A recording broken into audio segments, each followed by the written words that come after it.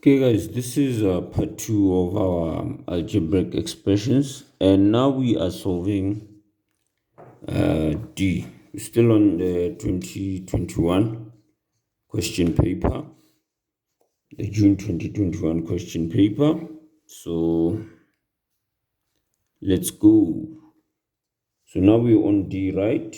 And this is how D looks like.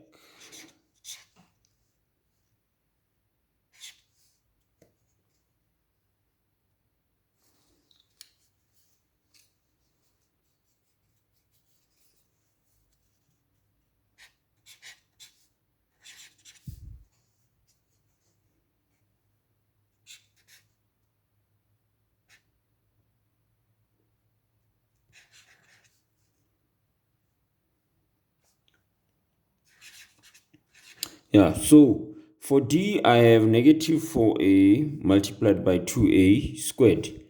And the way in which I'm going to solve this is by starting with multiplying the coefficients and then multiplying the bases or other variables. So this is what we'll have. We'll have negative 4 multiplied by 2, and then we will have a multiplied by a squared. Okay, so that's what we have. Then when we proceed, we'll say negative 4 multiplied by 2, and that's going to give us a negative 8, right? Then we'll say a multiplied by a squared, and this will give us a cubed, or a to the power of 3. How are we getting the a to the power of 3? It's because if you are multiplying two bases that are the same, the exponents are supposed to add. So when there's no number here, we know that there is a 1.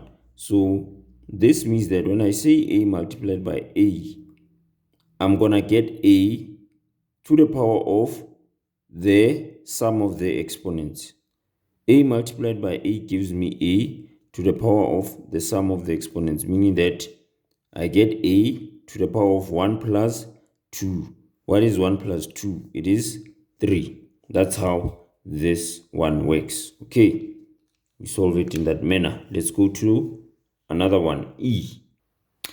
Okay, guys, this is how E looks like.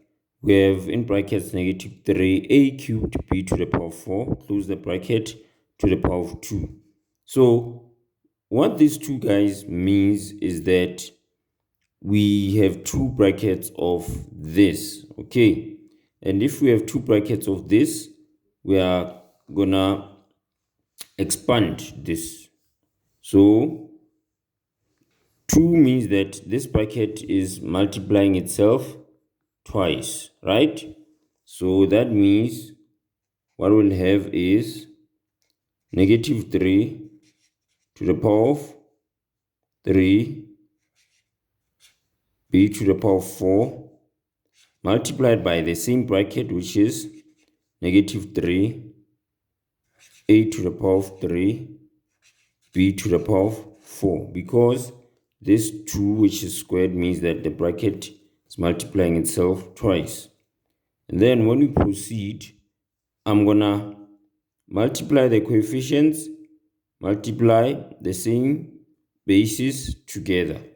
So what I will have is negative 3 multiplied by negative 3, because bracket means multiplication, you know that, right? So I'm starting by multiplying this with this, this with this, and this with this. You see that?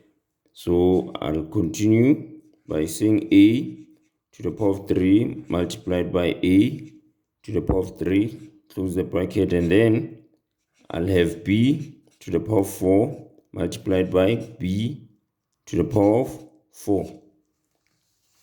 Then when I proceed, I will see what is negative 3 multiplied by negative 3, and that's going to give me a 9. Guys, remember, you must use a calculator if you are not sure. You see, negative 3 times negative 3 is a 9. I need you to use a calculator if you are not sure. Even if you are sure, double check if your answer is correct, because like I say, you make mistakes when you do not use the calculator. Then when we proceed, we'll say a to the power of 3 multiplied by a to the power of 3. Remember, I'm multiplying the same basis, so my answer is going to be a to the power of 6, because the exponents are going to add. A times a is a to the power of 3 plus 3. And 3 plus 3 is what? 6. Does that make sense? Then this side, I know that b to the power of 4 multiplied by b to the power of 4 is going to be b to the power of 4 plus 4. So my answer is b to the power of 4 plus 4. What is 4 plus 4? It's 8. And this is my final answer. I am done. All right. That's how we look at this one. Let's move on to another problem. Okay, guys, here's another problem. It's F. Now, the way in which we solve this one, guys, is by doing this. We'll focus on the numbers first and then bases that are the same. So I have numbers here. I have bases that are the same, which are x's, and then I have y's. Do you see that? So I'll go step by step. All right. I start with the numbers. I say what is 20 divided by 4. 20 divided by 4 is going to give me a 5, right? So after I get my answers, I'm gonna write it down here for the numbers. 20 divided by 4 is a 5. And then after that, what I'm going to do is this. I can see at the top I have how many x's? I have 6. And then at the bottom I have 4. All right. So if I have 6 x's at the top and 4 x's at the bottom, the ones at the bottom are subtracted from the ones at the top. Okay. So at the top I have 6 x's, at the bottom I have 4. The ones at the bottom are subtracted from the ones at the top. That means I'm going to have 6 minus 4. You get what I'm saying? Or I'm going to have x, right? X to the power of 6 minus 4. Okay. What is 6 minus 4? 6 minus 4 is 2. I'm subtracting the exponents, meaning now I remain with 2 x's, because 4 x's was subtracted from 6 x's. 6 minus 4 is 2. Okay, then I move on to the y's. At the top I have 7 y's, at the bottom I have 3 y's. The y's at the bottom are subtracted from the y's at the top. So that means I'm having y to the power of 7 minus 3. What is 7 minus 3? It is going to be 4. That's how you do it, guys. Let me repeat it. You say 20 divided by 4, you get 5. Then you say how many x's at the bottom, how many x's at the top. Then the ones at the bottom cancel from the ones at the top. So you have x to the power of 6 minus 4, and you get 2. This side, the y's at the bottom cancel from the y's at the top. So you have y to the power of 7 minus 3. What is 7 minus 3? It's a 4. Okay. That's how you do it. All right. Then we move on to the next problem, which is G. Okay, guys, this is how G looks like. And I gave you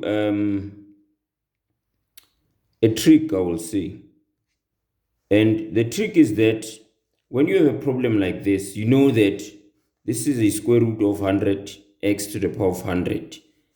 A square root means what? 2, right? That means the number that's here is 2. If you see no number here, it means there's actually a 2. So what you are going to do is to firstly find out what is the square root of 100. After finding out what the square root of 100 is, you will write that answer, and then read this one as it is. Divide the exponent inside the square root by the exponent that is here. All right, on the square root. So this is what you do basically. You firstly find out what is the square root of 100. Use your calculator. The answer is 10, but you can use your calculator to work this out quickly. Square root of 100 is 10. Do you see that? I found out what the square root of 100 is. I write the 10 here, which is my answer. Then I write this as it is, x to the power of 100. But this exponent I have to divide with the number that's here. So I'm going to say divided by 2, because there's a 2 here, right? I found out what the square root of 100 is.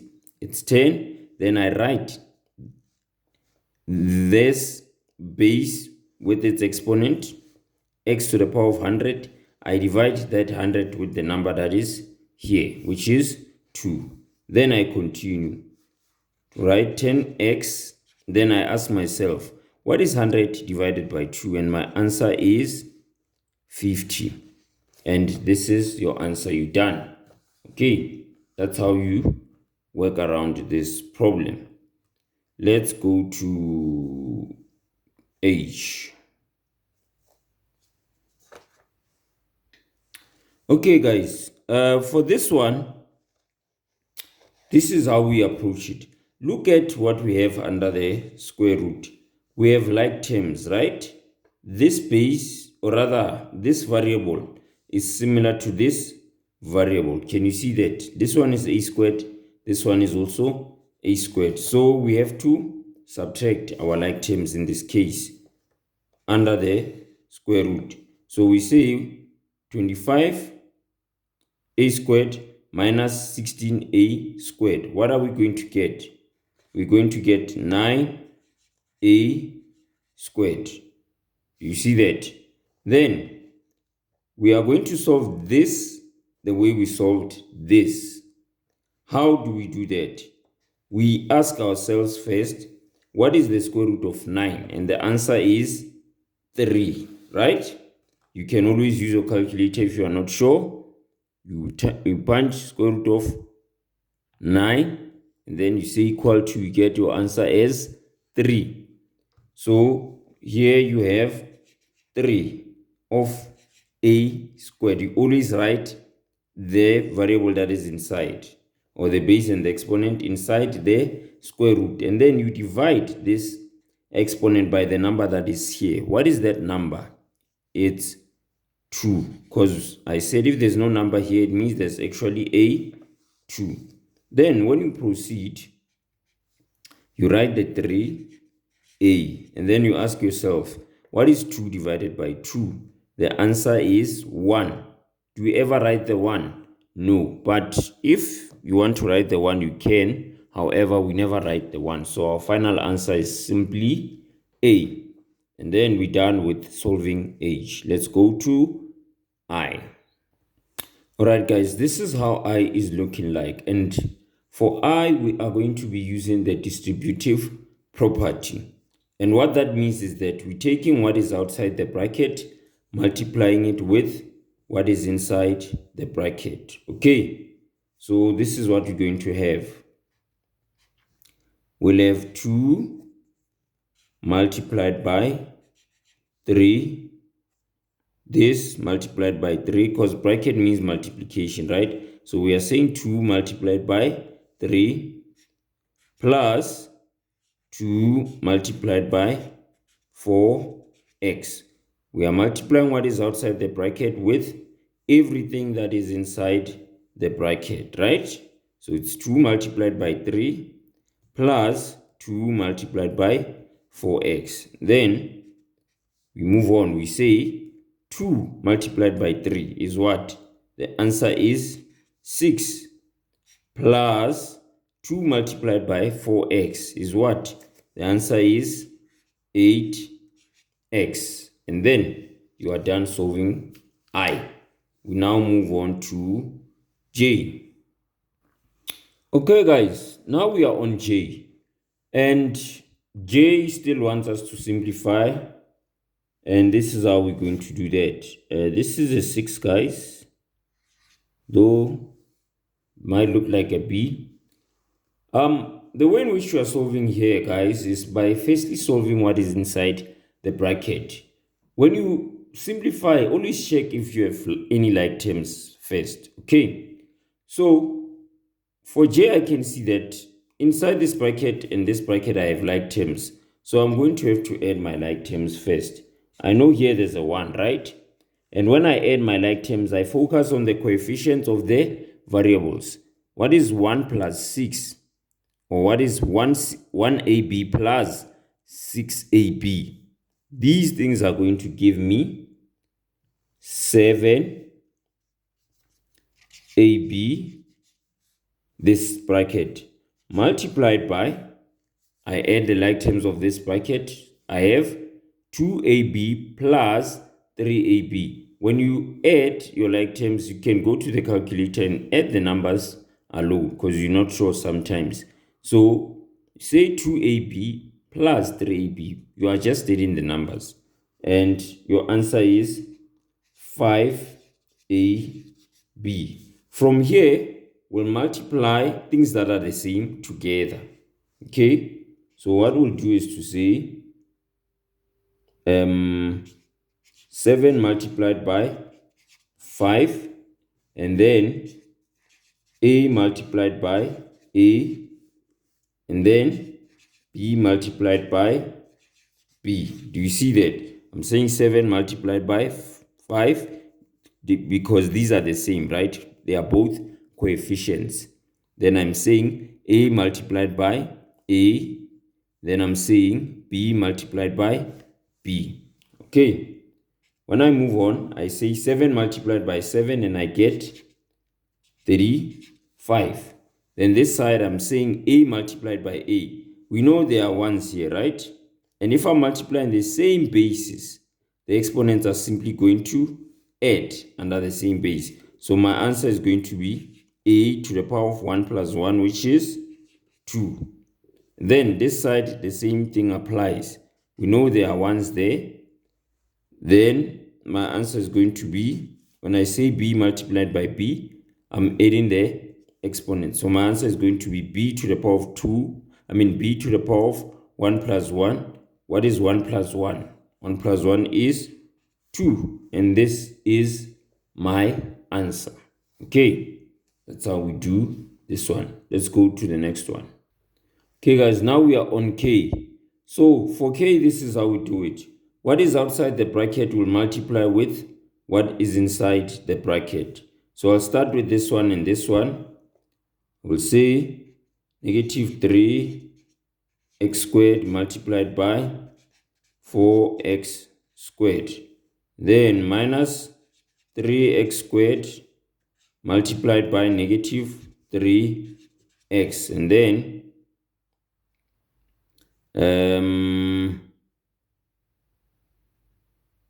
what am I going to have next? Going to have a positive, then in brackets negative 3x squared multiplied by negative 1. Okay, that's what I'm having. Then when I move on, I say what is negative 3x squared multiplied by 4x squared. Start by the numbers. What is negative 3 times 4? It is negative 12. Then what is x squared multiplied by x squared? Multiplying the same basis till the exponents add. So it's x to the power of 2 plus 2, and that gives me a 4. Then I move on to this side. I say what is negative 3x squared multiplied by negative 3x. I start by multiplying the coefficients. What is negative 3 multiplied by negative 3? My answer is 9. And then I say x squared multiplied by x. I know there's a 1 here, So the exponents add. What is 2 plus 1? I get 3. Then I come this side. Even if you didn't put this negative, this positive, guys, it doesn't matter. You say negative 3x squared multiplied by negative 1. And you get a positive 3x squared. Okay, this is how your answer is going to look like. And then you are done. All right. Yeah, so what we applied here, guys, is the distributive property. We took what is outside the bracket and multiplied it with everything that is inside the bracket. See, this is outside, multiplied it with what is inside. Outside multiplied by what is inside. Outside multiplied by what is inside. Okay, let's go to the last problem for this section. Okay, guys, we are now on L, and for this one, what we are going to do is use the distributive property. Do you see that I have this? I have 3 numerators, and they are sharing a single denominator. So I'm going to write all of these numerators, but separately under the same denominator. So what that means is that all of these will share this denominator, but under the same, but separately. Let me say that. So I will have 12x to the power of 3 divided by 2x plus 4x squared divided by 2x minus 2x divided by 2x. And then from here, I will apply this rule of saying I'm dividing the numbers first and then focusing on the bases and so forth. So I'm saying 12 divided by 2, and that gives me a 6. Then here, I'm cancelling the x's.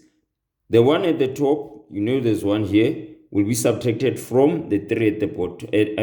The one at the bottom will be subtracted from the 3 at the top. What is 3 minus 1? It is 2. So here I have x squared, because 1x cancelled from the 3x's.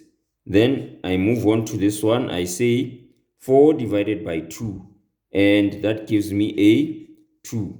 The 1x at the bottom cancels from the 2x's at the top. What is 2 minus 1? It is 1. So my answer is x to the power of 1, but we never write the 1. Then I say minus. Here, I'm going to say what is 2 divided by 2? My answer is 1. And then the 1x at the top cancels with the 1x at the bottom. What is 1 minus 1? It's 0. So we no longer have any x's. Hence, we only remain with the 1. So this becomes your final answer. Okay.